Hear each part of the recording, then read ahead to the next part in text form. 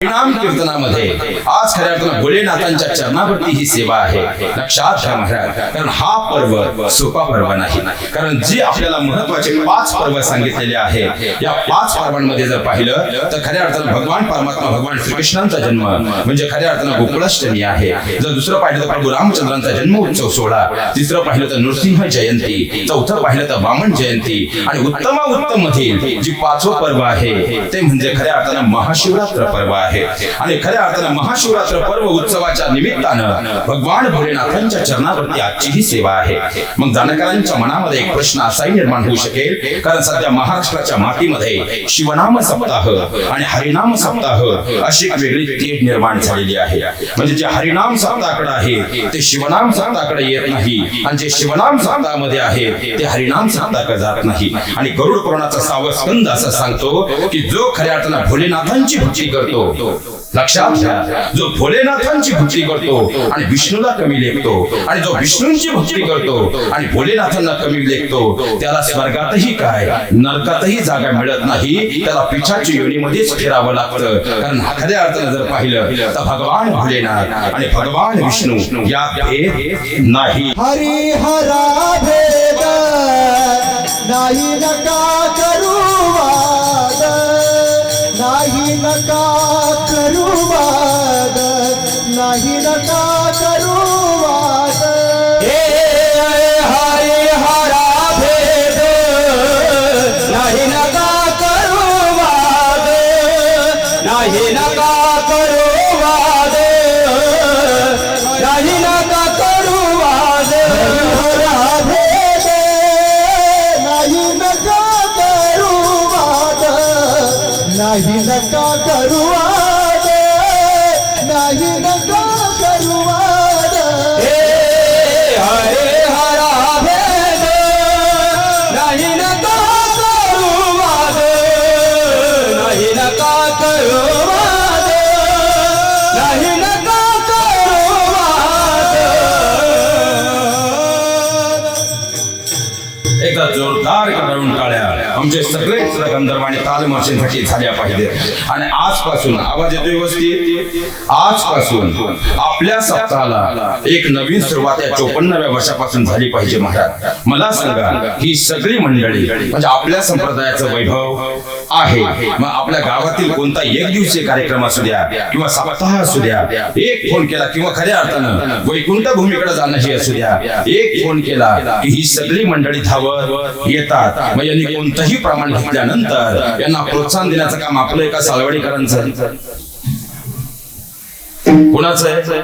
मग आजपासून आपल्या सप्ताहाला एक अखंड सुरुवात झाली पाहिजे. कोणतंही प्रमाण झालं की या सगळ्या मंडळींना प्रोत्साहन देण्यासाठी जोरदार काढून टाळ्या झाल्याच पाहिजेत. महाराज लक्षात घ्या, महाराज हरिहरा नाही नका करू, आणि आम्ही त्याच वादात अडकून पडलो. कारण लक्षात घ्या महाराज, ज्या पंढरीच्या परमात्म्याला भेटायला आपण जातो ना, तो पंढरीचा परमात्मा खऱ्या अर्थानं जर पाहिलं तर वैष्णव ज्याला आपण म्हणतो म्हणजे वारकरी ज्याला म्हणतो, तर या सृष्टीच्या पाठीवरचे पहिले वारकरी कोण आहे? एक जनार्दनी वैष्णव महादेव, शिरोमणी महादेव, शिरोमणी महादेव. जनार्दनी वैष्णव शिरोमणी महादेव, शिरोमणी महादेव, शिरोमणी महादेव. एका जनार्दनी वैष्णव शिरोमणी. तुम्ही बोलले तर सूत्र जमेल. शिरोमणी महादेव म्हणजे खऱ्या अर्थानं जर आम्ही पंढरीच्या परमात्म्याकडे पाहिलं, बरं वैष्णव कुणाला म्हणावं, यासाठी आम्हाला हिंदू धर्म संस्कृती आणि वारकरी संप्रदायाची दंड संहिता असे सांगते. वर्षात एकूण एकादशी किती? 24 एकादशी. आणि ही किती पर्व आहेत? नरसिंह जयंती, वामन जयंती, भगवान परमात्मा भगवान श्रीकृष्ण म्हणजे जयंती, त्यानंतर राम जन्मोत्सव सोहळा आणि उत्तमातील उत्तम पर्व काल म्हणजे महाशिवरात्र. एकूण उपवास किती आले? एकादशी किती? 24. आणि पर्व किती? एकूण झाले किती?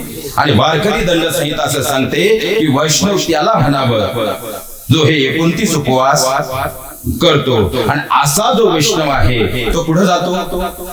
आषाढी, कार्तिकी, माघ आणि चैत्र या 4 वाऱ्या खऱ्या अर्थानं प्रत्येक वैष्णव हा भगवान परमात्म्याकडे भेटायला जाण्यासाठी आषाढीची वारी तरी नियुक्ती करत असतो. पण तुम्ही मी करतो यात नवल काय महाराज? साक्षात भोलेनाथ ही आषाढीची वारी करतात, कारण ते पहिले वारकरी आहेत. ते आजही वारी करतात. फक्त काय झालंय, डबल भिंगाचा चष्मा आमच्या डोळ्यावरती काम, क्रोध, मोह, माया, लोभाचा आल्यामुळं आता खऱ्या अर्थानं ते आम्हाला दिसत नाही. कारण आषाढीची वारी आली की वारकऱ्याचा आनंद, मनातला आनंद काय वर्णन करावं महाराज. घरात ती कपड्याची पिशवी घ्यावी, त्या पिशवीमध्ये जर्मलचं ताट गेलं. ताट खऱ्या अर्थानं पुढे आलं की पाहता पाहता सगळं आपल्याला जे काही लागतंय त्या 18 दिवसाची सगळी सामग्री बरोबर घेतली की खांद्यावर पताका घेतली की आमचा वारकरी आषाढी वारीला निघतो. पण आषाढी वारीला तो निघाला की बायको म्हणते येऊ द्या, पण आम्ही टेम्पो करून जाऊ. पण पायी जायला तर आम्हालाही कंटाळा यायला लागला आहे. लक्षात घ्या, मूळ विषयावरती येतो. लक्षात घ्या महाराज, म्हणजे आषाढीची वारी हा जसा वारकऱ्याचा प्राण आहे तसं भोलेनाथही आषाढीची वारी करतात. मग भगवान परमात्मा आषाढीची वारी आली की भगवान परमात्मा महादेवांनी आपली तयारी सुरू करावी. आणि तयारी झाली. आता भगवान परमात्मा आषाढीच्या वारीला निघणार. तेवढा पार्वती मातेनं पाहावं. वरचं डिपार्टमेंट असू द्या, ते इथलं डिपार्टमेंट असू द्या, सगळी डिपार्टमेंट सारखी आहेत. आणि पार्वती मातेनं पाहिलं का स्वामी कुठं निघाला. आता स्वामी या शब्दातही मोठा अर्थ आहे महाराज. स्वामी हा शब्द कधी म्हटला जातो? आता ते बंद झालं आपल्याकडे.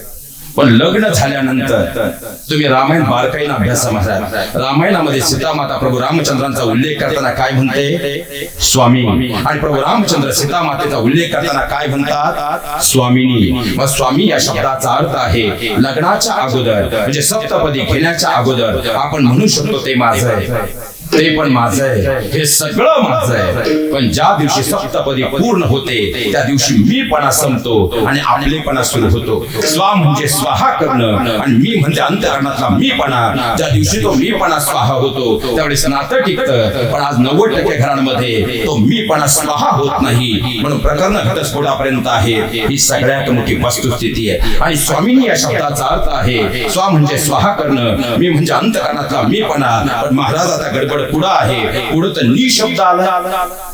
नी काय? नी म्हणजे सप्तपदीच्या नियमांचं पालन. आणि हे पालन करणं प्रत्येक स्वामीला बंधनकारक आहे आणि ते होताना दिसत नाही. म्हणून तर कुटुंब व्यवस्था ढासळत चालली आहे. शोकांतिक आहे महाराज. आणि पार्वती मातेने आवाज द्यावा, स्वामी कुठं निघाला. आणि महादेवांनी सांगावं, पार्वती आता आषाढीच्या वारीला निघालो, पंढरपूरला निघालो. आणि पार्वती मातेने सांगावं, स्वामी प्रत्येक वेळेस खऱ्या अर्थानं वारी आली की तुम्ही निघावं आणि आम्ही गीतच कैलास पर्वतावर थांबावं. यंदा मी काही तुमचं ऐकणार नाही, मलाही तुमच्या सोबत यायचंय. महादेवांनी शांतपणे सांगितलं, पार्वती आई ते काय पुण्यात सारसबागेत जाण्यासारखं सोपं नाही. अगं आषाढी वारी म्हणजे 12-13 लाख लोकांचा समुदाय असतो. अगं त्यामध्ये पाहिलं तर या 12-13 लाख लोकांमध्ये पोरग हरवलं तर दिवस जातो पोरग सापडायला. आणि तू म्हणते आषाढीच्या वारीला यायचं. आणि त्यावेळेस पाहता पाहता भगवंताला सांगावं आणि कोयडेपणा करू. पण पार्वती माता मात्र हाताला पेटल्या. आणि जशा पार्वती माता हाताला पेटल्या महादेव नाही म्हणू शकले. मी महादेवांचं सांगतोय तुमचं बरं असेल. लक्षात घ्या. मग खऱ्या ठिकाणी भगवान परमात्म्याने सांगितलं, ठीक आहे पार्वती यायचंय ना, तुझी तयारी करून घ्या, अजून 2 दिवस आहे. आणि जशी पार्वती मातेने तयारी सुरू केली गजुला बातमी कळाली. कोण? महादेवांचे चिरंजीव लंबोदर फणिवंत. लंबोदर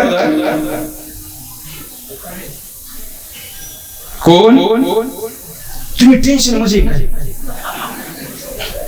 सुनीलला फोन करून गाडी काढायला सांगा. तुम्ही बोलले तर सूत्र जमेल, नाही तर आपलं सूत्र असं जमत बोलणार. मला सांगा कोण?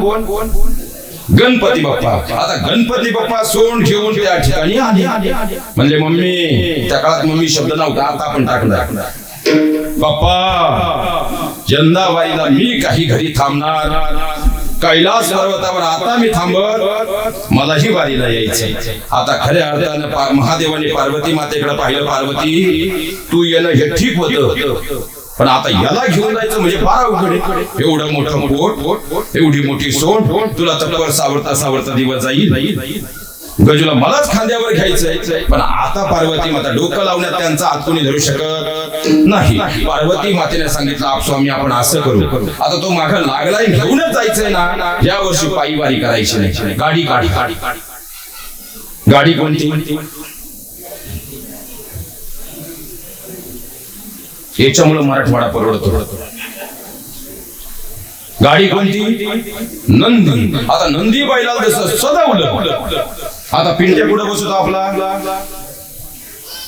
पुढं, म्हणून तर पेट्रोल सारखा पेटत राहतो सारखा. मग आता खऱ्या अर्थानं नंदी बैलावरती गणपती बाप्पा बसले पुढं, मध्ये बसले महादेव आणि माग बसली पार्वती माता. आता वारी निघाली. आता आषाढी वारीला निघाल्यानंतर खऱ्या अर्थानं भगवंताच्या नामस्मरणामध्ये तल्लीन आणि महादेवांची स्वारी निघाली. आता आषाढी वारी आपण समजून घेतोय कुणाची? साक्षात भोलेनाथांची. आणि जसे पंढरपूरचं राऊळ जवळ आलं, दृष्टीक्षेपात आलं, तसं पार्वती मातेनं समोरचा जनसागर पाहिला. 12-13 लाख वारकरी जसे पाहिले, पार्वती माता म्हटले, स्वामी आता काही पुढे मी येत नाही. जी गर्दी आता हे 60 वर्षाचे आजोबा सुद्धा 25 वर्षासारखे धावतात तरुण होऊन. लोकली नांदी लागली समाधी, लोकली नादी लागली समाधी, लोकली नादी लागली समाधी, लोकली नादी लागली समाधी. पवित्र गाणी नामावली रे, पवित्र नामावली रे, पवित्र गाणी नामावली रे. गुणजन नर नारी लोकारे, गुणजन नर नारी लोकारे, गुणजन नर नारी लोकारे. पंडित ज्ञानी योगी महानुभाव, पंडित ज्ञानी योगी महानुभाव, एकच सिद्ध साधकार, एकच सिद्ध साधकार, एकच सिद्ध साधकार, एकच सिद्ध साधकार. पवित्र गाणी नामावली, पवित्र सुख सोहळा रे, पवित्र गाणी सुख, पवित्र सुख सोहळा रे. सुख देईल वीसा वारे, नाचत बायकेच्या नावारे घे. सुख देईल वीसा वारे.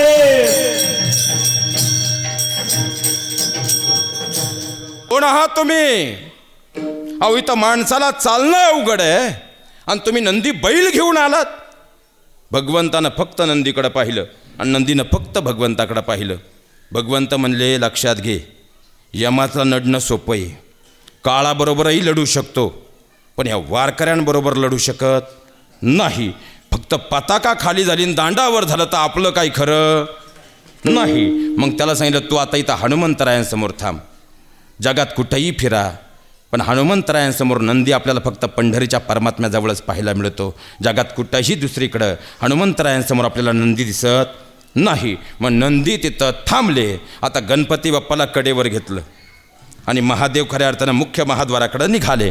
जसे महाद्वारापर्यंत आले, आता गणपती बाप्पाचं पोट एवढं, सोंड एवढी, ते वजन महादेवांनाही काही झेपेना. ते म्हणले, घामाघूम झाले. गजू, तू आपला इथं कोणाड्यात बस, मी जरा आत जाऊन येतो. महाद्वारामध्ये डावीकडे जर पाहिलं डाव्या हाताला, तर कोनाड्यामध्ये गणपती बाप्पा आहेत आणि ते गणपती बाप्पा साक्ष द्यायला पुरेसे आहेत की भगवान भोलेनाथ खऱ्या अर्थानं पंढरीची वारी विठ्ठल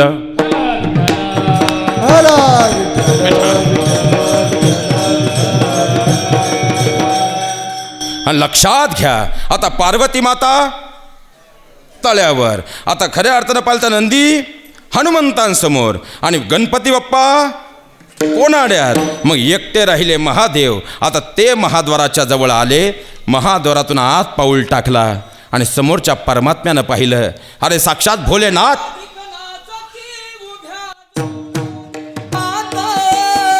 वाह! त्रिशूळ ढमरो घेऊन आला गिरजेचा कांत, त्रिशूळ ढमरो घेऊन आला गिरजेचा कांत.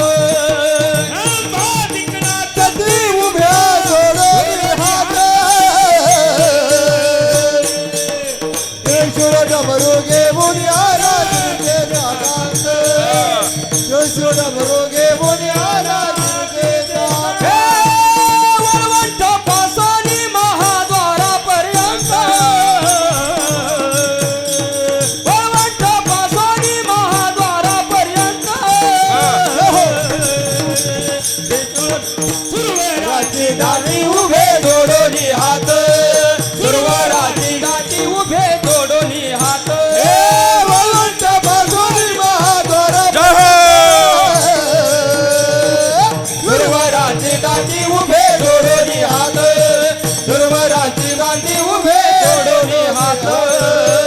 लक्षात घ्या महाराज, जशी भगवान परमात्म्याची नजर गेली, अहो भगवान परमात्म्याच्या डोळ्यातून आनंदाचे अश्रू वाहू लागले. जशी गळाभेट झाली, ती फक्त गळाभेट नाही, तर पंढरीच्या परमात्म्यानं भोलेनाथांना कुठं घेतलंय?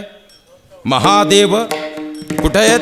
शिरोमणी. म्हणून खऱ्या अर्थानं इथं हरी आणि हरा या दोघांचाही भेद करायचा नाही. कारण जीव आणि शिव हे दोन तत्व जिथं ऐक्यामध्ये येतात ते म्हणजे पंढरीचा परमात्मा आहे, जिथं भेद राहत नाही. आणि अशा जीव शिवाचं ऐक्य असणारं म्हणजे तुम्ही विठ्ठल म्हटला तर सावळा दिसतो आणि पांडुरंग म्हटला तर पांढरा शुभ्र दिसतो.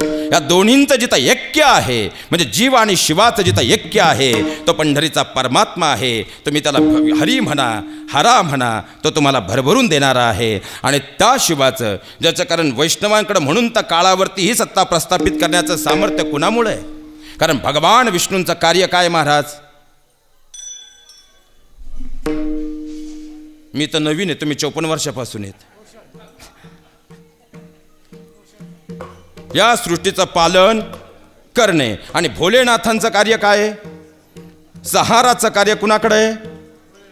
मग सहाराचं कार्य ज्यांच्याकडे आहे, आम्ही पंढरीचे जर खऱ्या अर्थानं भगवान विष्णूंचे म्हणजे पंढरपूरच्या विठ्ठलाचे वारकरी आहोत, मग कळी काळावरही वारकऱ्याची सत्ता का आहे? याचं कारण असं आहे, जिथं जीवाशिवाचं ऐक्य आहे, जन्म आणि मृत्यूचं ऐक्य आहे, जीव आणि शिव यांचा ऐक्य भाव आहे, म्हणून तर वारकऱ्याची कळी काळावरही सत्ता आहे. आणि अशा भगवान भोलेनाथांचे हे शिव शिव अक्षर दोनच आहेत, पण ती तुमच्या परमार्थाचं आणि प्रपंचाचं दार खुली करणारी आहेत. म्हणून तर शांतीब्रह्म एकनाथ महाराज सांगतात की जो खऱ्या अर्थानं रात्रंदिवस शिव शिव या नामाचा जप करतो, खऱ्या अर्थानं त्याच्या देहाचं कल्याण झाल्याशिवाय राहत नाही. अभंगाचं प्रथमचरण.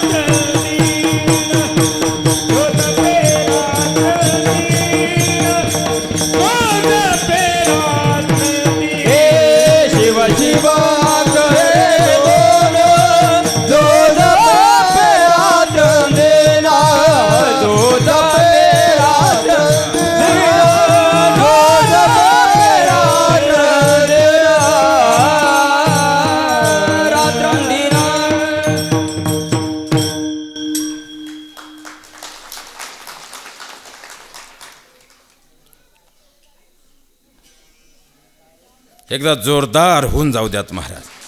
कारण सायकोलॉजी असं सांगते की बसल्या जागेवर कोणतीही गोष्ट जर आम्ही 21 वेळा केली तर मरेपर्यंत आम्ही ती पुन्हा विसरू शकत नाही. 14 पर्यंत आपण आलोय आणि आज सवय लागल्याशिवाय जायचं महाराज. इथं फक्त कीर्तन होऊ द्या, आम्ही पुढची सूचना ऐकायच्या आत पंक्तीला जातोय. ह्या सवयी बदलल्या पाहिजेत.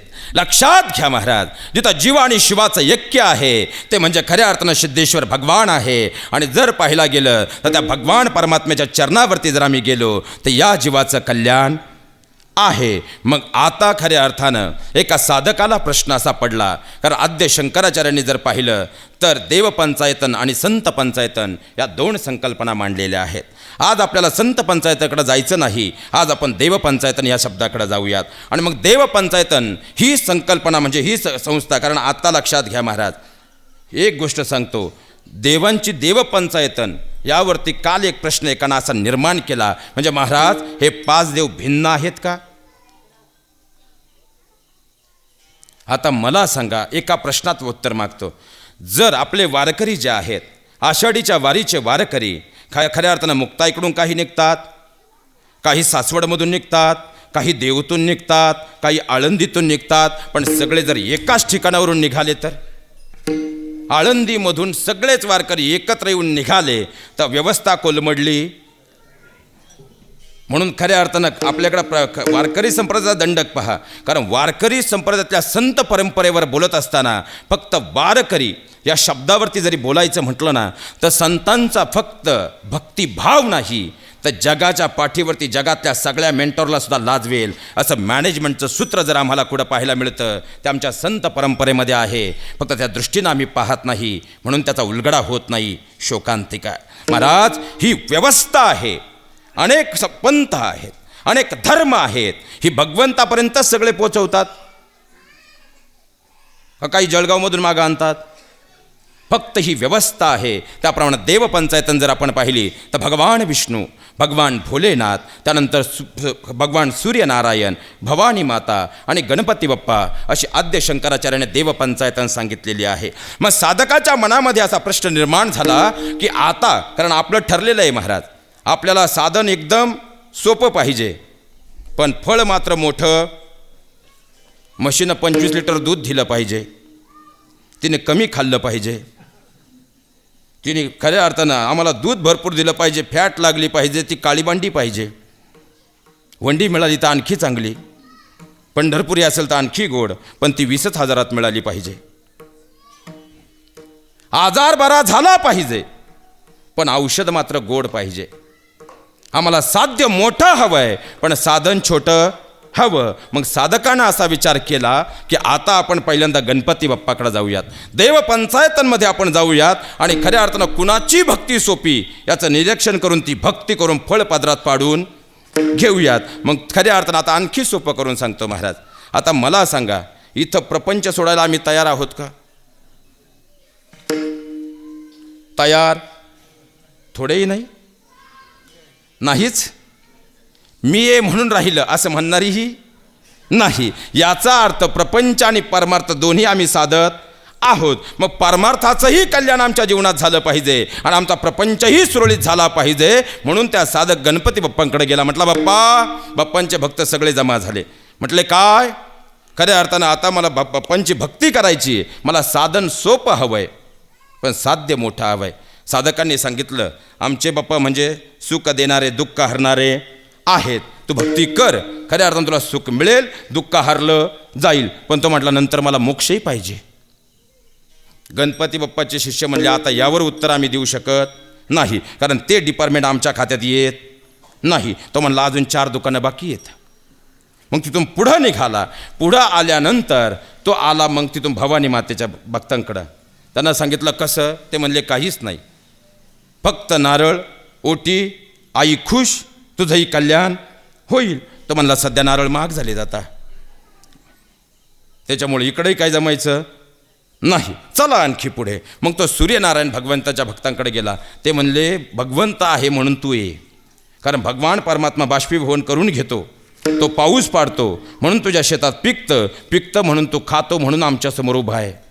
तू सूर्यनारायणांची भक्ती कर. हे काही त्याच्याही बुद्धीला पटण्यासारखं नव्हतं. मग तो भगवान विष्णूंकडे गेला. भगवंताचे भक्तांनी सांगितलं, लक्षात ठेव, तो आमच्याकडे आला याच्यापेक्षा तुला चांगली जागा मिळणार नाही. कारण आमच्या देवाचा पत्नी ही कोण आहे?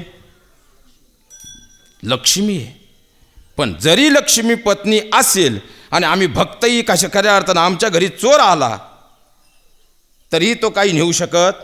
कारण आमचा देव हा श्रीमंत आहे पण आम्हाला प्रेम देणाराही आहे. आणि तू जे काही कर्म करशील त्या कर्माचं फळही देणारा आहे. कारण तो कोण आहे? पालक आहे.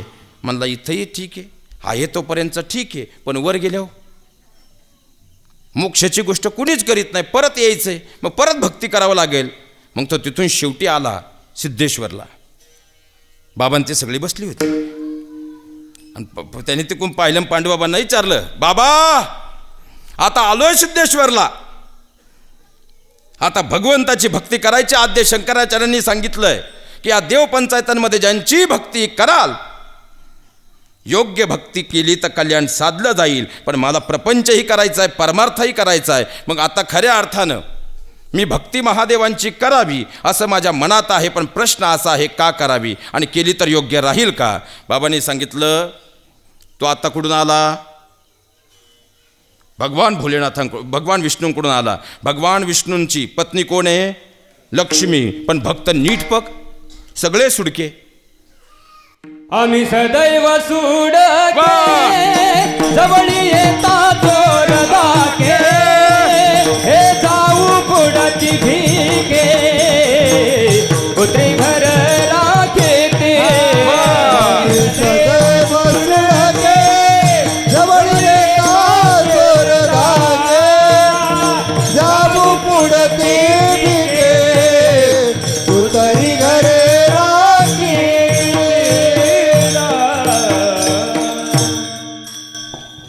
भगवान विष्णूंचे भक्त कधी चोर आला तर काही काळजी, एक झेंडा पताका ह्या दोन गोष्टी असेल काळजी करायचं कारण नाही.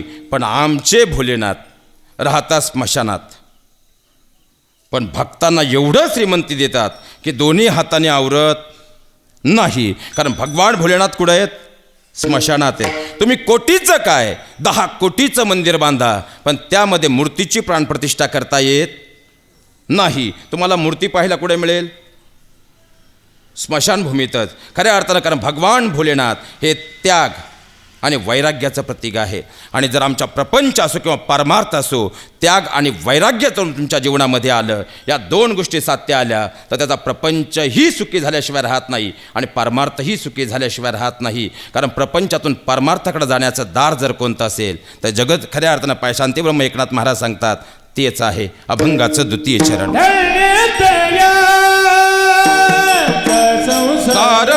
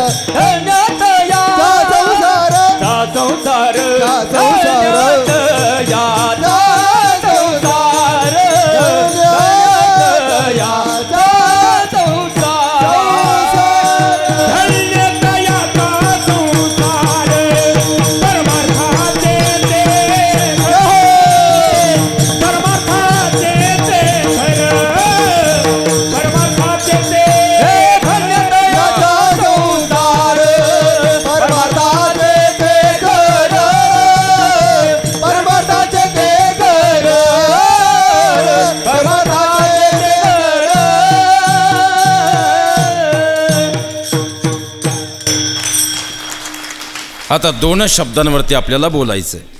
एक म्हणजे भगवान भोलेनाथ आणि शिवनाम. पुन्हा लक्षात घ्या, भगवान भोलेनाथांचं शिवनाम हे आम्हाला प्रपंच आणि पारमार्थ या दोन्हीतही कसं उपयोगी आहे, हा प्रश्न साधकाच्या अंतर्मनात निर्माण झाला. की तुम्ही म्हणता हे ठीक आहे, त्याचा संसारही धन्य होतो आणि पारमार्थाचाही मार्ग सापडतो, पण कसा? कारण लक्षात घ्या, आता पहिलं पारमार्थिक दृष्टीनं उत्तर घेऊ आणि मग प्रापंचिक दृष्टीनं उत्तर घेऊ. आता खऱ्या अर्थानं कितीही काबाड कष्ट करा, पप्यासाठी, गुड्डीसाठी, सगळ्यांसाठी अहोरात्र कष्ट करा, गावासाठीही कष्ट करा, पण शेवटी आपण गेल्यानंतर गाव हे वेशीपर्यंत राहतं, बायको दरवाजापर्यंत राहते, मुलं स्मशानभूमीपर्यंत राहतात. आणि खऱ्या अर्थानं जर पाहिलं तर आलेले मित्रही अग्निडाग दिला आणि कवटी फुटली की निघून जातात. पण त्यावेळेस एकच व्यक्ती त्या ठिकाणी असते. स्मशानासी वस्ती रुद्र. कोण? भगवान भोलेनाथ. आणि मग पाहतात, अरे वा, बांध कुरू कुरू निम्म आयुष्य गेलं तुझं. गावातली एक खऱ्या अर्थानं तू कधी सुखानं कुणाला जगू दिलं, लोकाच्या कुटाळक्या करणं थांबवलं, लई त्रास झाला तुझा. पण आता ज्यांना खऱ्या अर्थानं तू आयुष्यभर जवळ केलं ते सगळे कुठे आहेत? कडू घास काढायला घरी येत. आता इथं कोण आहे? मीच तुझ्यासोबत आहे, काळजी करू नको, मी तुला इथून बरोबर घेऊन परमार्थाचे तेच दार. मग इथून पुढचा प्रवास काय आहे हे खऱ्या अर्थानं आमच्यासोबत कोण असेल? कारण मोक्ष, कळीकाळ या शब्दांचा जिथं करंट आहे ते भोलेनाथ. वाक्य समजून घ्या. शेवटी कोण आहेत? पण महाराज हे कळालं, पण प्रपंचाचं काय? बायको मिळाली, 5 वर्षात जागतिक समस्या झाली ती. आता सगळं मिळत पण बायको मिळत. सरकारी नोकरी आणि बायको नशीबवाल्यालाच मिळणार आता इथून पुढं. आता देवाचीच प्रार्थना रात्रंदिवस करावी लागेल. उपवास आता खऱ्या अर्थानं फक्त 29 नाही, 365 दिवस करावा लागेल. पण आज आपल्याकडे स्कीम आहे महाराज. आज तुम्ही फक्त भोलेनाथांची भक्ती करा, बायकोसुद्धा मिळणार. जमलं आता. भोलेनाथांची भक्ती केल्यानंतर बायको मिळणार. शिवपुराणाच्या बाहेर जाणारच नाही महाराज मी आज. शिवपुराण सांगतंय भोलेनाथांची भक्ती करा, बायको मिळणार. भोलेनाथांचा सगळ्यात सर्वोच्च भक्त कोण हो? सुनील, काढ बाबा गाडी. धन्य भाग्य रावणाचे, दस झाले शंकराचे, दस झाले शंकराचे, दस झाले शंकराचे. धन्य भाग्य रावणाचे, दास झाले शंकराचे, झाले शंकराचे, दास झाले शंकराचे.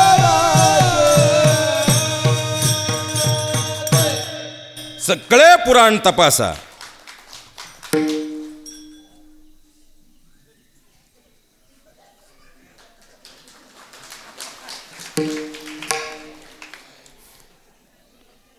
पटलं नाही, पुढच्या वर्षी मला थांबवा. पण आता मोकळं बसून बोला. हात जोडून विनंती करतो महाराज. लक्षात घ्या, भोलेनाथांचे सगळ्यात सर्वोच्च भक्त कोण? कोण? रावण. आणि रावणाची संपत्ती किती? कोटी घर काचानी तांब्याची, कोटी घर जथ काचानी तांब्याची, कोटी घरे जेथे काशानी तांब्याची, कोटी घरे जेथे काशानी तांब्याची, कोटी घर जथ काचानी तांब्याची, कोटी घर जथ काचानी तांब्याची, कोटी घरे जेथे काशानी तांब्याची, कोटी घरे जेथे काशानी तांब्याची.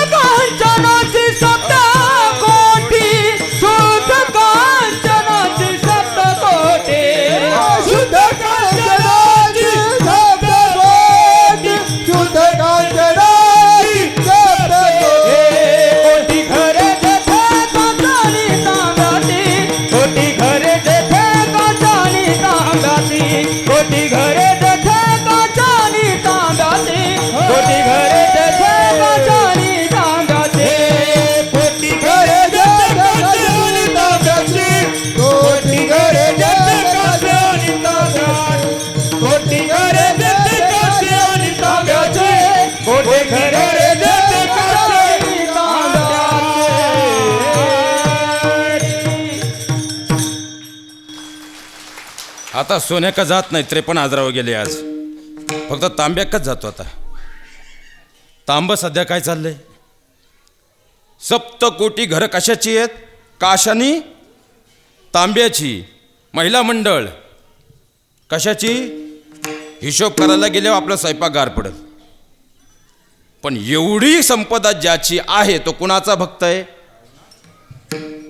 कुणाचा भक्त आहे? भोलेनाथांचा भक्त आहे. म्हणजे भगवान भोलेनाथ प्रापंचिक जीवनातही संपत्ती हा म्हणा, नाही म्हणा, नाही पटलं नाही म्हणा, संपत्ती देतात. आता संपत्ती कुणाला दिली? रावणाला. मग ठीक आहे, पटलं. मग आता आम्ही भक्ती कशी करावी? सगळ्यात सोपी भक्ती. प्रपंचात जर काही तुम्हाला कमवायचं असेल तर प्रत्येक भगवंताचं विधिविधान आहे. पण भोलेनाथांकडे फक्त बेलपत्र घेऊन जा, तरी भरभरून आशीर्वाद दिल्याशिवाय राहत नाही. कारण लक्षात घ्या महाराज, देताना भावही न पाहणारा, फक्त मुखात शिवालय म्हणून संबंध संपूर्ण स्वतःला देणाराही जर सृष्टीत कोण असेल तर तो कैलासपती भगवान भोलेनाथ आहे. तुम्ही म्हणाल कसं? महाराजाला काही पुरावा? नक्कीच आहे. आता भस्मासूर जो रोज भस्म आणून देत होता, पण त्याची मती एक दिवस फिरली की आता खऱ्या अर्थानं भगवान भोलेनाथ कैलासावर राहतात, एवढ्या सुंदर लावण्यखनी पार्वती माते त्यांना काय करायचंय? मग ती अपर्णा आपल्याला मिळाली पाहिजे म्हणून त्यानं चलाखीनं भगवंताकडे वर मागितला. देवा, कोरोना गेल्यापासून आता काय खालून माणसं मिळत, भस्म कमी पडायला लागले. देव म्हणले काळजी करू नको. काय करावं लागेल? काही नाही. आशीर्वाद घेतला. ज्याच्या डोक्यावर हात ठेवला जाईल तो भस्म. पण याच्या डोक्यात खटकी वेगळी होती. याच्या डोक्यात एकच होतं, कैलासपतीला भस्म केलं, पार्वती आपली. निघाला ना माग. शेवटी भगवान विष्णूंना मोहिनी रूप घेऊन यावं लागलं. काटा पडतोय म्हणून थोडा पुढे विगत निघतोय. मोहिनी रूप घेऊन यावं लागलं. तेव्हा भस्मासूर संपला. देताना भाव पाहिला का? ज्याला तिसरा नेत्र आहे, ज्याला तिसरा नेत्र आहे, म्हणजे आज्ञाधारी चक्र, ह्या जागेवर आपण खऱ्या अर्थानं काय लावतो? आता तिकडं जर गेलो तर ते फार मोठं होईल. एका एका वाक्यात सांगून पुढं सरकू तुम्ही हा म्हणले तर, कारण तुमच्या पोटातले कावळे 8:45 नंतर जागे होणार आहे. कारण तुम्ही हळूहळू असं करणार. बोलू, लक्षात घ्या. अज्ञा 5 वाक्यामध्ये सांगतो. पहिलं वाक्य, भगवान परमात्म्याला त्रिनेत्र म्हटलं जातं. त्रिनेत्र म्हणजे काय? तर जो तिसरा डोळा, याला काय म्हणतात आध्यात्मिक भाषेमध्ये? याला आज्ञाचारी चक्र म्हणतात. आता तिसरा नेत्र तुम्हाला मला आहे का? तुमच्यापैकी कोणालाच नाही आहे. आहे किंवा नाही? कुठे? एका वाक्यात उत्तर घ्या. बाबांसाठी एकदा जोरदार टाळ्या वाजवा महाराज. एका वाक्यात उत्तर घ्या. खऱ्या अर्थानं ज्या प्रश्नाचं उत्तर आम्हाला कुठंच सापडत नाही, त्या प्रश्नाचं उत्तर आम्हाला शोधून देणारा एकमेव घटक जर कोणता असेल तर त्रिनेत्र आहे. तिसरा डोळा आहे. कसा? फक्त डोळे शांत मिटा.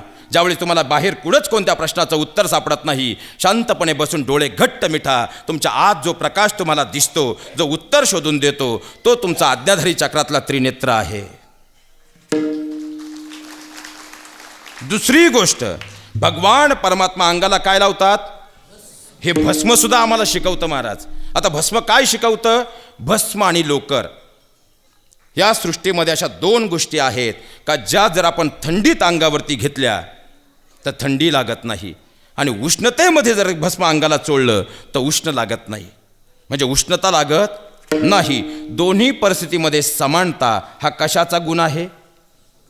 आणि ते भस्म तुम्हाला मला या सृष्टीमध्ये एकच सांगतं, परिस्थिती ना तुमची बायको आहे, ना आई आहे, ना बहीण आहे, ती तुमच्या मताप्रमाणे चालायला. परिस्थिती कधीही बदलत राहील, पण ज्याप्रमाणे भस्म हे खऱ्या अर्थानं दोन्ही भावांमध्ये ऐक्य भाव ठेवतं, त्याप्रमाणे परिस्थिती कशी आली त्यात जो खंबीर राहिला तोच महादेव.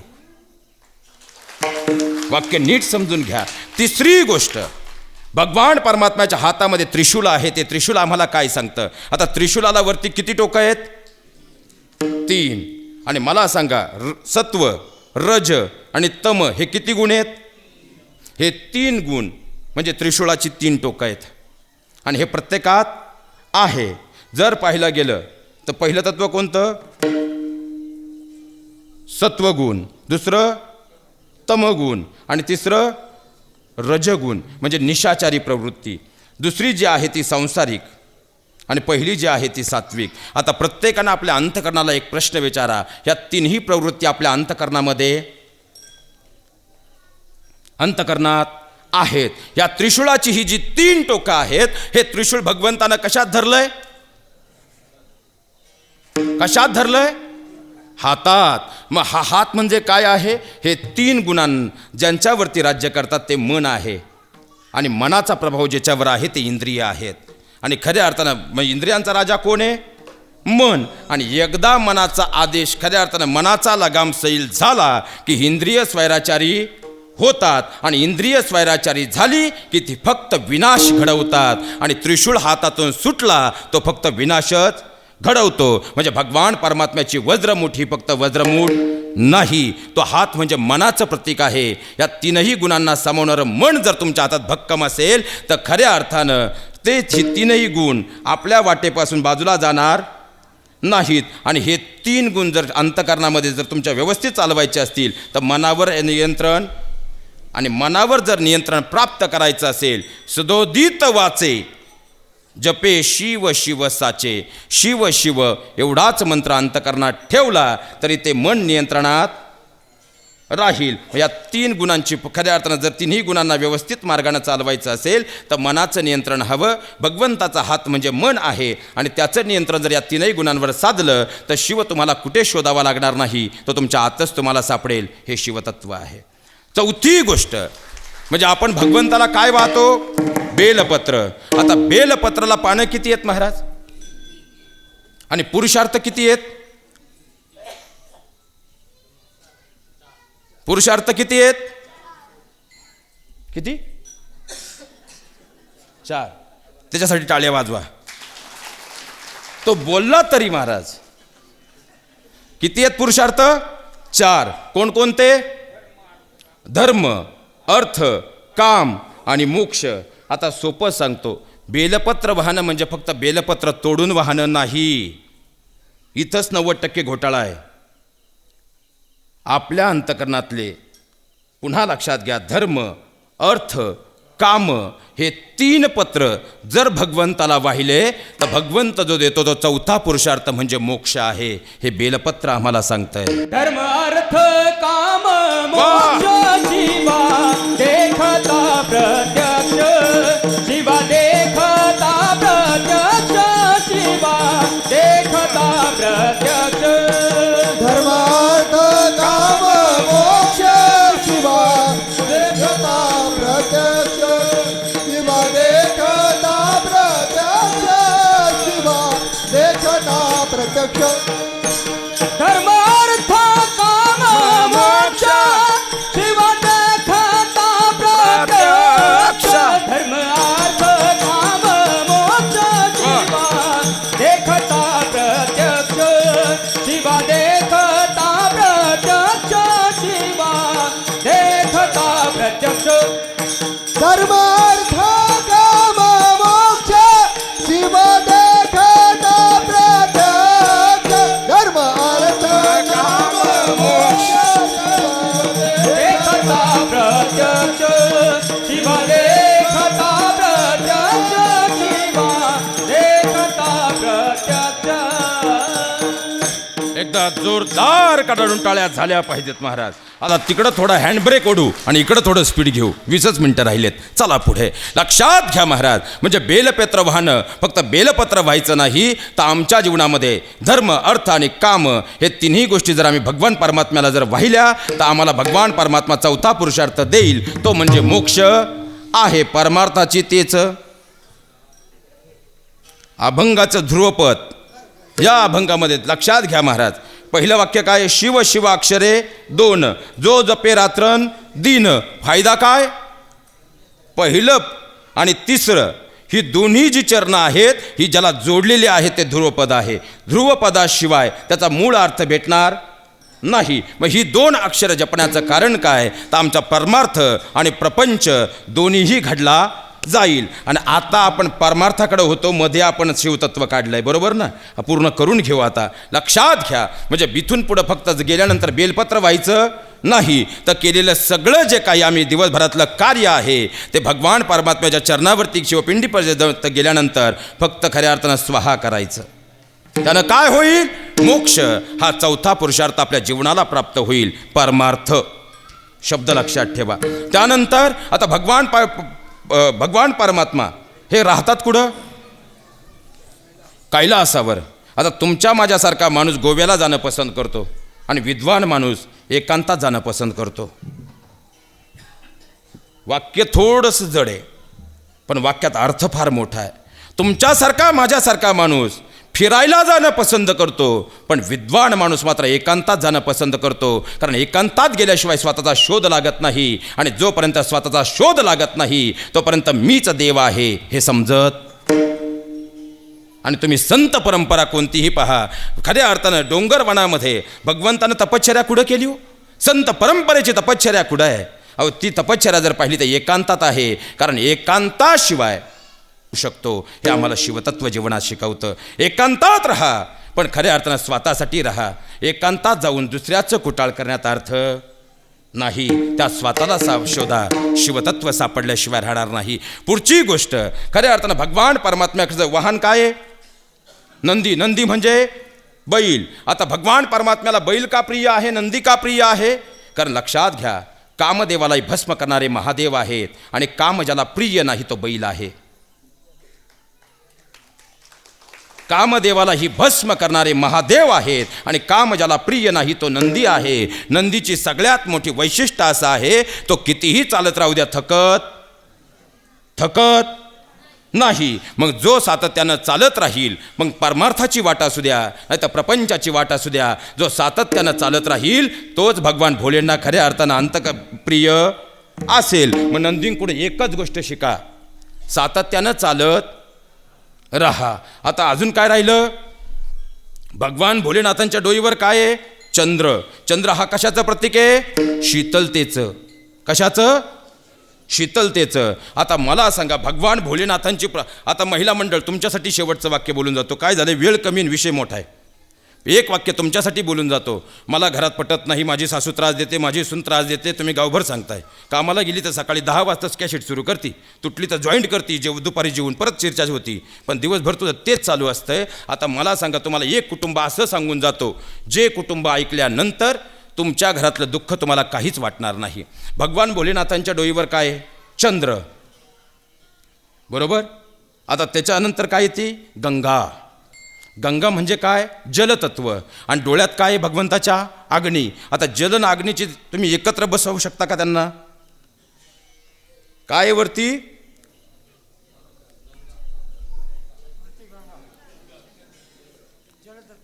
मी तिकडं कसा या बरं, इथं उभं राहिल्यानंतर तुम्ही बोलले तरच सूत्र जमेल. काय काय आहे? गंगा. आणि खऱ्या अर्थानं जर पाहिलं तर गंगा आणि इथं काय आहे? नेत्रात अग्नी. गंगा आणि अग्नीचं कसं काय एकत्र जमेल का? जमेल का? एकत्र येऊ शकत नाही. तरी भोलेनाथ किती शांत आहेत. चला आणखी पुढे. डोईवर काय आहे? चंद्र. गळ्यात काय आहे? आता चंद्र म्हणजे अमृताचं प्रतीक आहे आणि गळ्यात काय आहे? विष. विष आणि अमृताची जोडी एकत्र बसेल का? तरी भगवान भोलेनाथांचा चेहरा किती प्रसन्न. आणखी पुढे जाऊया. चला आता मला सांगा, भगवान भोलेनाथांच्या गळ्यात काय आहे? सर्प. आता त्यांचे चिरंजीव गणरायांचं वाहन काय आहे? उंदीर. त्यांचे दुसरे चिरंजीव मयुरेश्वराचं वाहन काय आहे? कार्तिकेयचं मयूर. ह्या तिघांनी एकत्र बैठक बसेल का?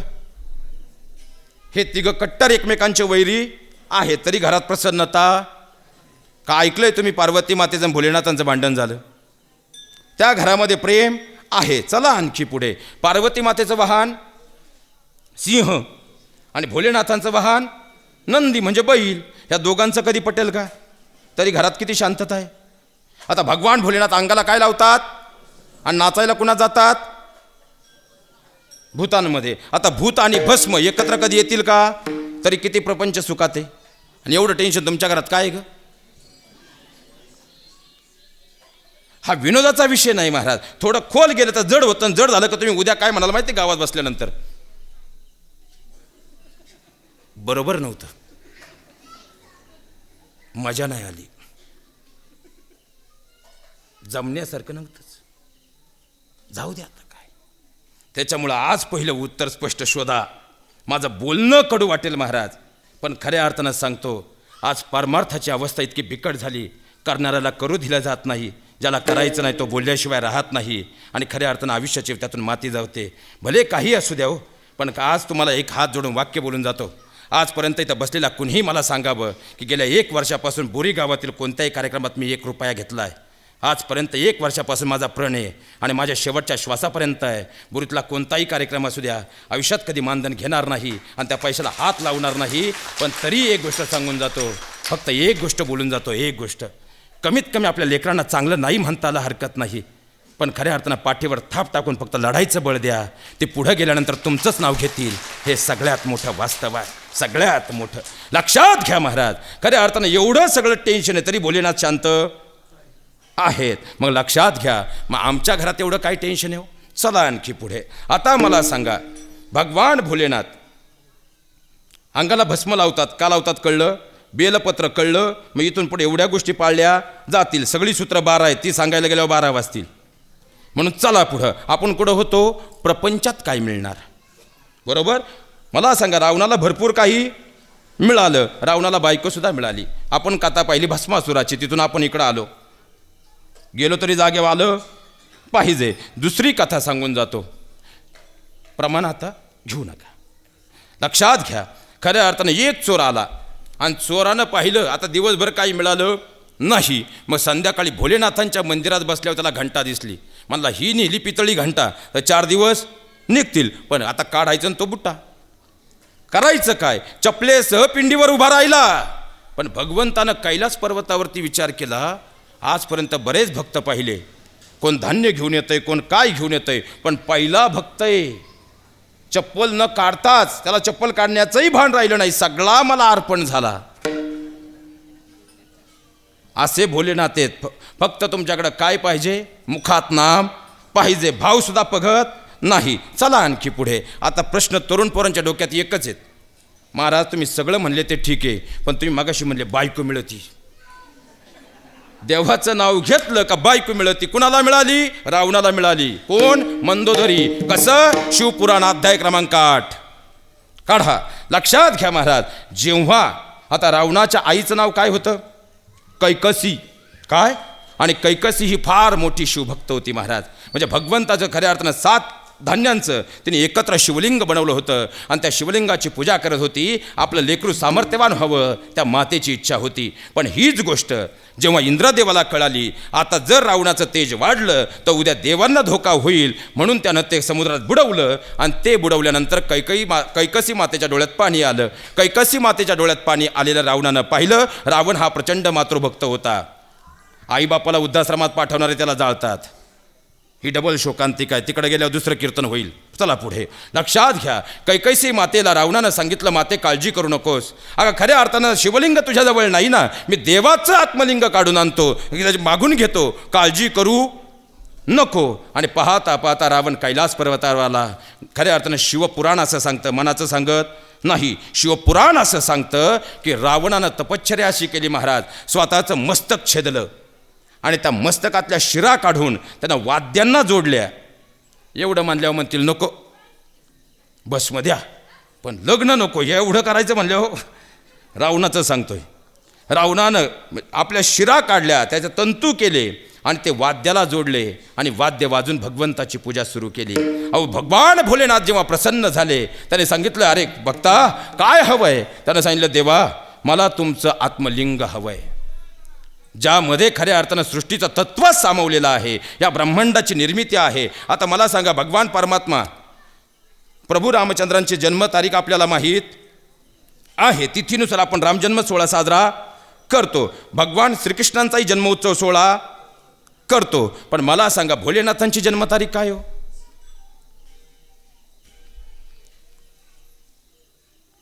₹11,000 बक्षीस आहे आज. तुम्हाला प्रत्येक देवतेची जन्मतारीख सापडेल, पण भगवान भोलेनाथांचा जन्मदिवस तुम्हाला सापडणार नाही, कारण ते खऱ्या अर्थानं तत्व आहे, ज्या तत्वापासून ब्रह्मांड आहे. शिवपुराण सांगतंय. लक्षात घ्या महाराज. मग खऱ्या अर्थानं आता भगवान परमात्म्याकडे रावणानं सांगितलं, देवा मला तुमचं आत्मलिंग हवंय. देव म्हणला काळजी करू नको. भोळा परमात्मा असाच नाही महाराज. भगवान परमात्म्यानं म्हणजे खऱ्या अर्थानं जर पाहिलं तर सतचित्त आनंद या सृष्टीला प्रदान करणारा जो दिव्य प्रकाश आहे ते आत्मलिंग रावणाला दिलं. पण एकच सांगितलं, रावणा आता घरी जाईपर्यंत हे खाली ठेवायचं नाही. हे जर ठेवलं तर मग परत माझ्याकडे यायचं नाही. पण रावणाच्या डोक्यात एकच खटकी होती, आता आत्मलिंग मिळालं, आईचा आनंद झाला, पण आपल्याला बायको नाही. बायको तर पाहिजे. तो म्हणला, देवा आता आणखी दुसरी एक इच्छा आहे. मला खऱ्या अर्थानं लग्न करायचं, मला बायको पाहिजे, पण बायको अशी पाहिजे ती तुमच्या अपर्णेसारखी लावण्यखनी सुंदर पाहिजे. तिची दुसरी प्रतिमा मला हवी आहे. देव म्हणला, अशी परत होणे नाही. तू इच्छा आहे ना, घेऊन जा. कोण? पार्वती माता. कोणी दिली? भोलेनाथांनी. भोलेनाथांनी जशी दिली रावणाला हेच हवं होतं. मी सुरुवातीला सांगितलं, देव भाव पाहात नाही, म्हणून शिवनाम. खऱ्या अर्थानं जर पाहिलं तर एकनाथ महाराजांचे जवळपास 28 अभंग भोलेनाथांच्या जीवनपटावरती आहेत, त्यांची भक्ती करणारे आहेत. पण प्रत्येक ठिकाणी जर तुम्ही पाहिलं तर भगवान परमात्मा भोळेच, म्हणून त्यानं आपल्याला सांभाळून घेतलंय. लक्षात घ्या महाराज. मग खऱ्या अर्थानं आता बायको पाहिजे, देऊन टाकली. आता पार्वती मातेला खांद्यावर घेतलं, हातात आत्मलिंग घेतलं, रावण निघाला. पण पार्वती माता ही रावणासोबत जायला तयार झाली याचं एकमेव कारण होतं, पार्वती मातेला माहीत होतं रावणाच्या खांद्यावर मी बसलेली आहे, पण माझे पती आत्मलिंग स्वरूपातून खऱ्या अर्थानं माझ्या सोबत आहेत, म्हणून पार्वती माता जायला तयार झाली. माहीत होतं आता भगवान भोलेनाथांची काहीतरी लीला आहे. सगळे देव कैलास पर्वतावर. देवा हे काय केलं? बायकोच देऊन टाकली. देव म्हणले, काळजी करू नका, तिचा भाऊ तिकडं बसलाय शेषनागावर, भगवान विष्णू, तो धावत आल्याशिवाय राहणार नाही. आता पार्वती मातेने जसा भावाचा धावा केला त्या काळात भाऊ धावून जात होता. त्या काळात भाऊ धावून जात होता. हळूहळू आपल्याकडे 40,000पासून 1,00,000पर्यंत गुंठा गेलाय. तिथून पुढं जरा अवघड झालंय. आणि बहिणी ज्या भावानी उभं आयुष्य त्यांच्यासाठी समर्पित केलंय ती आता 500चा स्टॅम्प घेऊन बसती. आज मला जाणीवपूर्वक त्या विषयांकडे जायचं नाही महाराज. चला मूळ मुद्द्यावरती. आता भावाचा धावा केला आणि भगवान विष्णू धावत आले. एका खऱ्या अर्थानं ब्राह्मणाचं रूप घेतलं आणि रावणाकडे पाहिलं. रावणा, अरे ही कोण? तो म्हणला, साक्षात पार्वती माता आहे. कोणी दिली? साक्षात महादेवांनी दिली. तो म्हणला, बघ वर, हिला दातही नाही, गाला आत गेलेत, 80 वर्षाची म्हातारी जर्जर, आणि तिला घेऊन चाललोय. त्यांनी वर पाहिलं, काळाच पडला रावण. त्याला हाये तशी खाली टेकवली आणि असा राग आला रावणाला. कुणाला? आणि परत पाय आपटत कैलास पर्वताकडे निघाला. त्या ब्राह्मणानं, तो ब्राह्मण कोण आहे?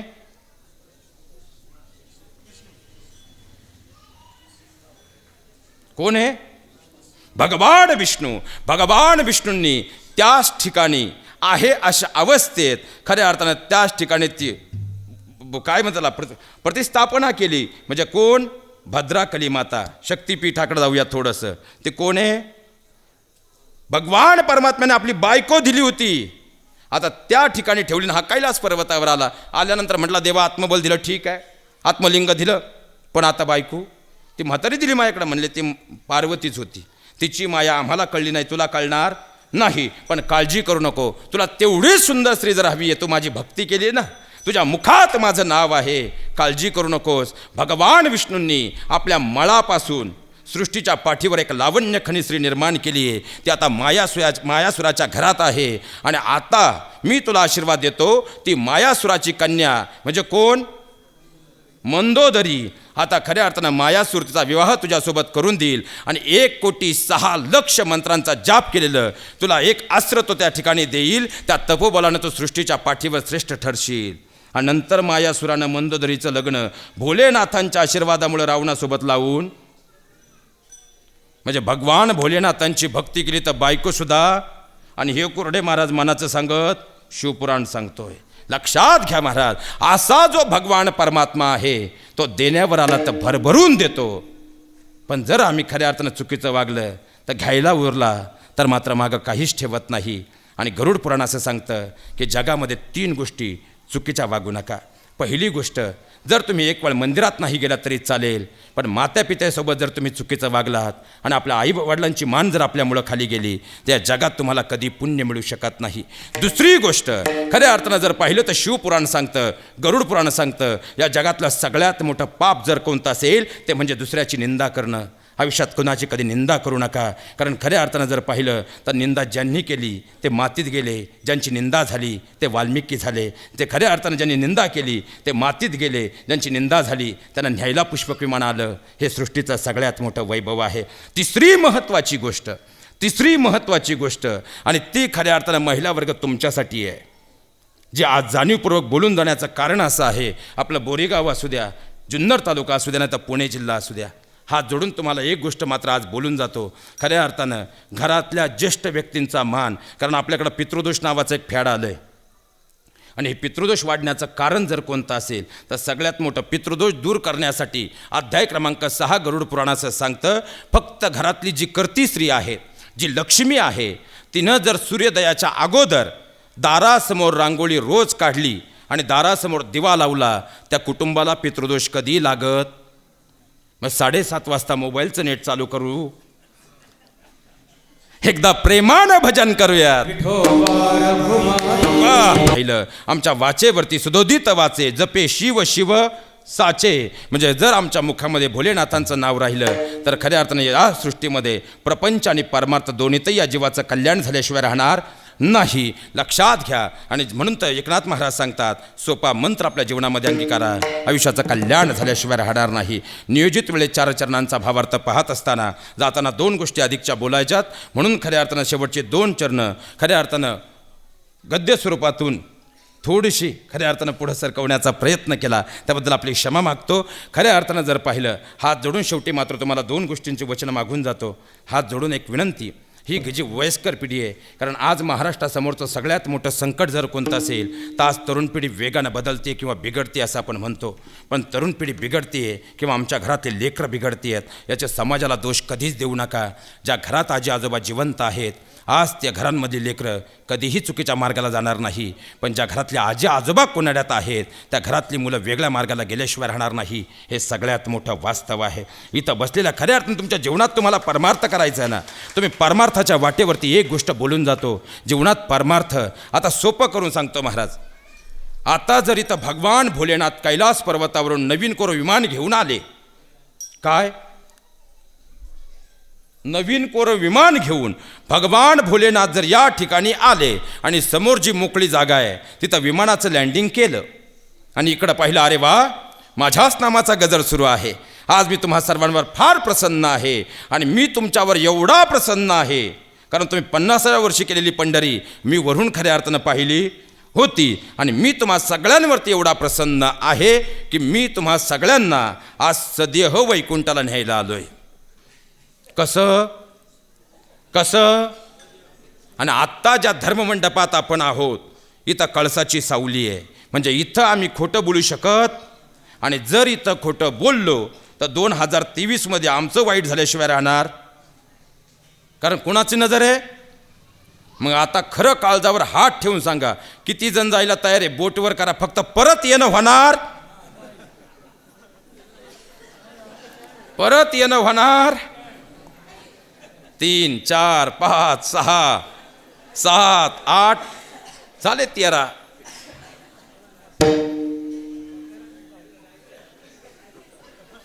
परमार्थाची दिखाऊ बाजू आमच्याकडे वाढली आणि मूळ बाजू कमी पडली.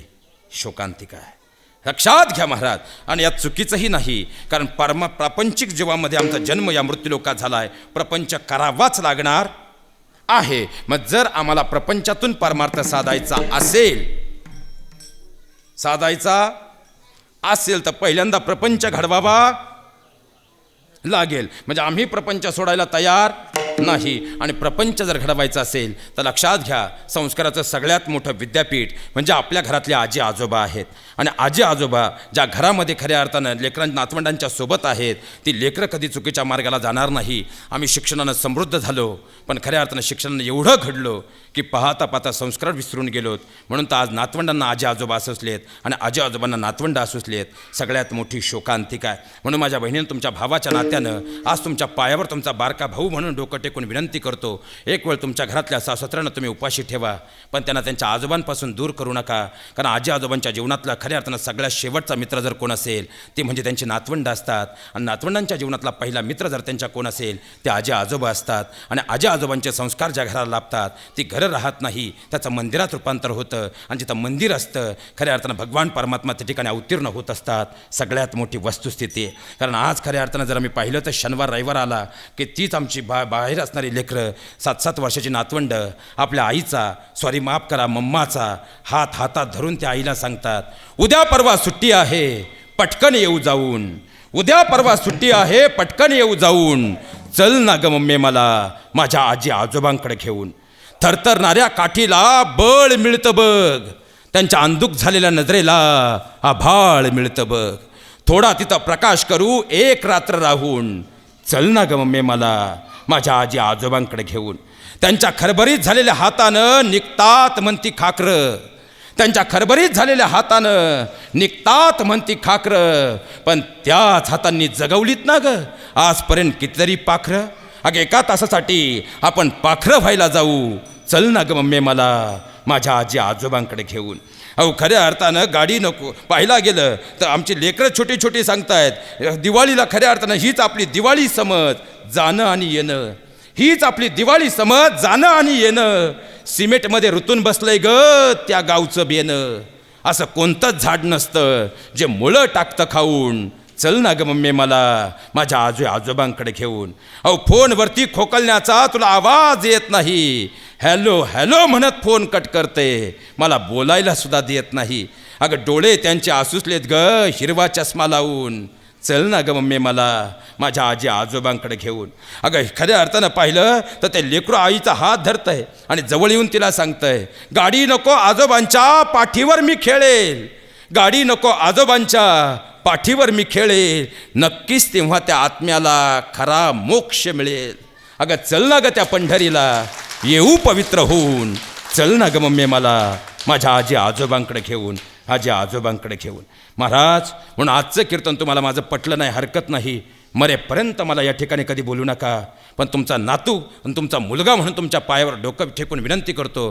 कारण बायको या शब्दाचा अर्थ आहे बा म्हणजे तुमच्या बाजूनं भक्कम उभी राहणारी, य म्हणजे येईल त्या परिस्थितीला सामोरी जाणारी, आणि को म्हणजे कोणासाठीच नाही फक्त आणि फक्त आपल्या नवऱ्यासाठी जी जगते ती म्हणजे बायको. तर नवरा या शब्दाचा अर्थ आहे न म्हणजे नवऱ्याआधी मित्रत्वाच्या नात्यानं समजून घेणारा, व म्हणजे विश्वासाची मूर्तिमंत मूर्ती असणारा, आणि राम म्हणजे श्रमांसारखा एकनिष्ठ असणारा. असे नवरा बायको ज्या घरात असतात त्यांनी स्वर्गात जाण्याची गरज नाही, ती घरं स्वर्ग असतात. एवढं स्वर्ग घर बनवा, भगवंत घरी आल्याशिवाय राहणार नाही. घरातल्या सासऱ्यांमध्ये आई वडील पहा, खऱ्या अर्थानं आपल्या आजी आजोबांमध्ये नातवंडांचं उद्याचं भविष्य पहा. तुमचं घर आधी घडवा, परमार्थ तुमच्या जीवनात घडल्याशिवाय राहणार नाही एवढी अपेक्षा व्यक्त करतो. आणि जात असताना आज माझ्या बहिणींनो, तुमच्याकडं भावाच्या नात्यानं मी शेवटी 5 वचनं मागून जाणार आहे. आता मला माहिती तुम्ही बरंच काही ऐकायला आलते, पण माझ्या मूळ विषयांकडे जर मी गेलो असतो तुम्ही बरीच चर्चा उद्या गावात केली असती. म्हणून आज जागेवरच थांबलो, म्हणलं इकडं तिकडं नको, लक्षात घ्या. पण जाताना मात्र शेवटच्या 5 मिनिटामध्ये माझ्या बहिणींना मी तुमच्याकडे भावाच्या नात्याने 5 वचनं मागणार आहे, आणि पुरुष मंडळी 5 वचनं मी तुमच्याकडे मागणार आहे. पण हे वचन तुम्ही मला देत नाही, हे कुणाला देताय? भोलेनाथांना देताय, आणि भोलेनाथ पाहताय. आणि जर तुम्ही खोटं बोललात आणि त्यांनी 3रा डोळा उघडला तर परत मला सांगू. पण हात जोडून विनंती आहे, फक्त एवढी 5 वचनं तुम्ही जर आजच्या सप्ताहाच्या आजच्या कीर्तनाच्या दिवशी घेतलीत ना तर खऱ्या अर्थानं तुमचा प्रपंच स्वर्ग झाल्याशिवाय राहणार नाही. आणि हेच गाव खऱ्या अर्थानं तालुक्यात नाही, जिल्ह्यात नाही, तर राष्ट्रामध्ये अव्वल झाल्याशिवाय राहणार नाही. कारण घर घडल्याशिवाय परमार्थ नाही. म्हणून फक्त 5 वचनं मी तुमच्याकडे मागणार आहे. एवढी 5 वचनं तुम्ही मला द्यावीत ही या भावाची अपेक्षा आहे. तुम्ही हा म्हणले तर मागणार, नाही तर मागणार मागू. पुरुष मंडळी सगळे शांत, फक्त महिला मंडळ ज्यांना वाटतं मी 5 वचनं मागावी त्याने एकदा जोरदार कडाडून टाळ्या वाजवा. तुमची सगळ्यांची अपेक्षा आहे ना? मग पहिलं वचन इथं बसलेल्या सगळ्या सासूबाईंकडून, आजपासून मी माझ्या सुनेला माझ्या घरात जन्मदात्या मुलीचाच दर्जा देईल.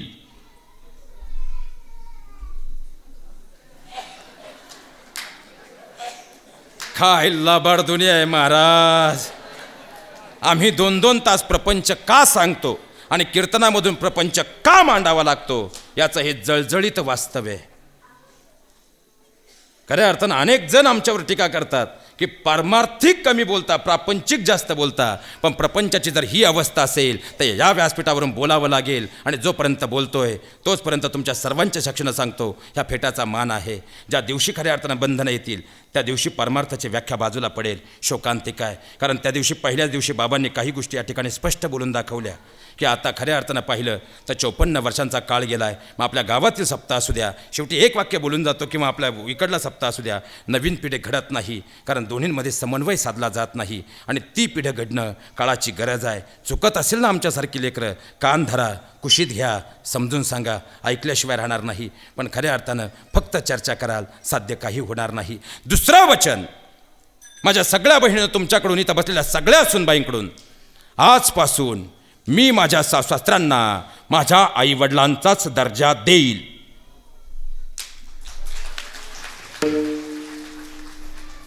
सासांपेक्षा सुना बऱ्या आहेत तिकडले. तिसरं वचन, आजपासून मी माझ्या नवऱ्याच्या त्याच्या भावाच्या नात्यात, मी माझ्या नवऱ्याच्या त्याच्या बहिणीच्या नात्यात कधीही मिठाचा खडा बनणार नाही. मागं काय झालं? चौथं वचन, आजपासून आमच्या घरातील भांड्याचा किंवा भांडणाचा आवाज चुकूनही घराच्या बाहेर येणार नाही. आज कळलं मला स्टीलचं मार्केट एवढं का वाढलंय. त्याचं मूळ इकडं आहे. आणि शेवटचं 5वं वचन, कालपर्यंत झालं ते झालं, आजपर्यंत झालं ते झालं, आज 9:04 झालं ते झालं. पण बसल्या जागेवर भोलेनाथांची शपथ घेऊन आणि मा भवानी आदिशक्तीची शपथ घेऊन मी अशी शपथ घेते की या क्षणापासून माझ्या आयुष्याच्या शेवटच्या क्षणापर्यंत आजपासून मी माझ्या नवऱ्याला एकही वाईट शब्द बोलणार नाही. टाळ्याच निम्या उतरल्या. 5 वचनं आता पुरुष मंडळी तुमच्याकडून मागू. नक्की तुम्ही हा म्हणले तर मागणार, नाही तर नाही. मागू. पहिलं वचन, बायकोनं कितीही कान भरले तरी मरेपर्यंत मी माझ्या जन्मदात्या मात्या पित्याला कधीही अंतर देणार नाही.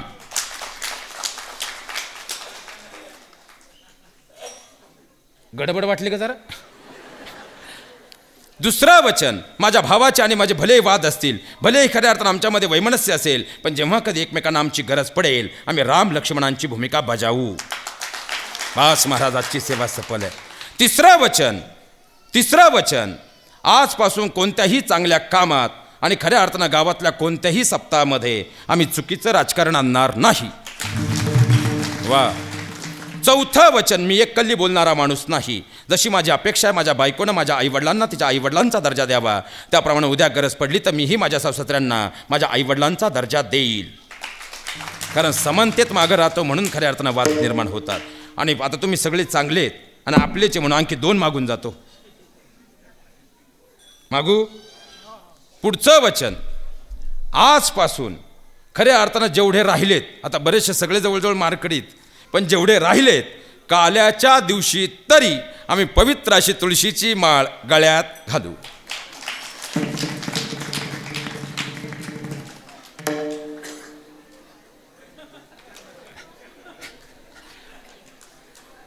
आता पंक्तीला बसा पुढं. आणि शेवटचं वचन, आपल्या मराठी माणसामध्ये असणारी सगळ्यात वाईट खोड ती म्हणजे खेकडा प्रवृत्ती, एकमेकांचे पाय खेचणे. खऱ्या अर्थानं हात जोडून एक विनंती करून जातो, शेवटचं वचन मागून जातो, आजपासून कोणी चुकला तर जवळ घेऊ, पण खऱ्या अर्थानं खेकड्यासारखे आम्ही एकमेकांचे पाय कधी ओढणार नाही, तर आम्ही माकडासारखं एकमेकांना हात देऊन प्रत्येकाला पुढं नेण्याचा प्रयत्न करू. बास महाराज, आलेली सेवा भगवान परमात्म्याच्या चरणावरती या ठिकाणी अर्पण करत असताना बोलण्याच्या ओघात जर माझा एखादा चुकीचा शब्द गेला असेल तर खऱ्या अर्थानं या मातीच्या संस्कारांमध्ये वाढलोय, तुमचंच लेकरू आहे, खऱ्या अर्थानं माझ्या शब्दांना माफ करा, मात्र योग्य वाटलं ते काळजात करून घ्या एवढी अपेक्षा या ठिकाणी व्यक्त करतो. आणि खऱ्या अर्थानं आज या ठिकाणी व्यासपीठाच्या समोर ज्यांच्याकडे पाहून आम्ही शाळेत गेलो, ज्यांच्या धाकानं आम्ही शाळा शिकलो आणि ज्यांच्या मार्गदर्शनाखाली आज इथं उभं राहिलो, ही सगळी ज्ञानाची विचारवंत मंडळी या ठिकाणी असताना खऱ्या अर्थानं आपल्या सर्वांसमोर काय बोलावं, खऱ्या अर्थानं आदरणीय पांडुबाबा या ठिकाणी बसलेले आहे. बाबा आपल्याही चरणावर या ठिकाणी दंडवत अर्पित करतो. खऱ्या अर्थानं ज्ञानाचा वटवृक्ष या ठिकाणी आहे. त्याचप्रमाणे आता बाबांचं ऑपरेशन झालं आहे. आपल्या बोरीगावची ही 2 अध्यात्माची जी व्यासपीठं आहे, ज्या व्यासपीठांमुळं खऱ्या अर्थानं कमीत कमी परमार्थाची गोडी या मातीला निर्माण झाली. आदरणीय खऱ्या अर्थानं हरिभक्तपरायणजींच्या चरणाला स्पर्श करून त्याचं नामूल्य करतो. आदरणीय आमचे राजाराम बाबा आणि खऱ्या अर्थानं आदरणीय त्यांच्याही चरणाला पहिल्यांदा स्पर्श करून नामूल्य करतो. आदरणीय शांताराम बाबा,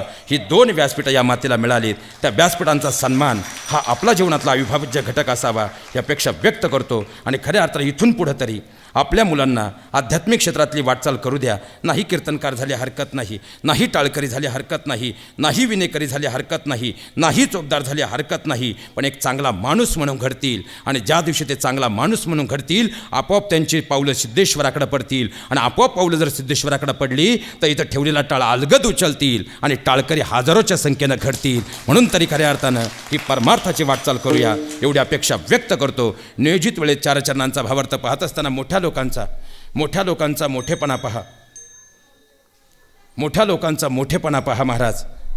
आज महाराष्ट्रातली ही सगळी नामवंत मांदियाळी या ठिकाणी असतील. विशेषतः या ठिकाणी चिंचवडे बाबा आपल्याही चरणाला स्पर्श करतो. कारण आयुष्यातला एक दिवस असा होता ज्या माणसाने खऱ्या अर्थानं कमीत कमी 40 लोकांपुढं खऱ्या अर्थानं ज्याची इज्जत वाचवली. कारण आजही तो प्रसंग आठवला की अंगावर काटा येतो. झी टॉकीजचं शूटिंग सुरू होतं आणि अचानक सगळ्यांची एकी झाली आणि कुणीच समोर नव्हतं. त्यावेळेस व्यासपीठाच्या समोर असणारं हे व्यक्तिमत्व आहे, ज्या व्यक्तिमत्वानं 3 दिवसाचा प्रत्येक श्वास माझ्यासाठी अर्पण केला आहे, जो मरेपर्यंत मी विसरू शकत नाही. बाबा आपल्याही चरणावर या ठिकाणी दंडवत अर्पित करतो. ही सगळी ज्ञानाची परिपूर्णता या ठिकाणी असताना माझ्यासारख्या लेकरांना बोलायला अधिकचा वेळ मिळावा म्हणून प्रत्येक शब्दाला ज्यांच्या मुखासाखरेसारखं गोड प्रमाण होतं पण त्याचं त्यांनी खडीसाखरेत रूपांतर केलं. आपण सर्वांच्या चरणावर यथार्थ दंडवत अर्पित करतो. आणि विशेष तत्वानं जर पाहिलं तर या मातीला फार मोठा अध्यात्माचा वारसा आहे. कारण एवढं सुंदर मंदिर उभं राहत असताना फार मोठं कष्ट. आणि मला वाटतं सगळ्या सप्ताहांमध्ये जर पाहिलं तर सगळ्यात मोठा गावातला सप्ताह जर कोणता असेल तर हा आपला सिद्धेश्वर नगरचा सप्ताह आहे. आणि हे सगळे तुमचे रात्रंदिवस कष्ट आहेत ज्या बळावर ही पंढरी अवतरलेली आहे. आपण सर्वांचे मनपूर्वक ऋण व्यक्त करतो.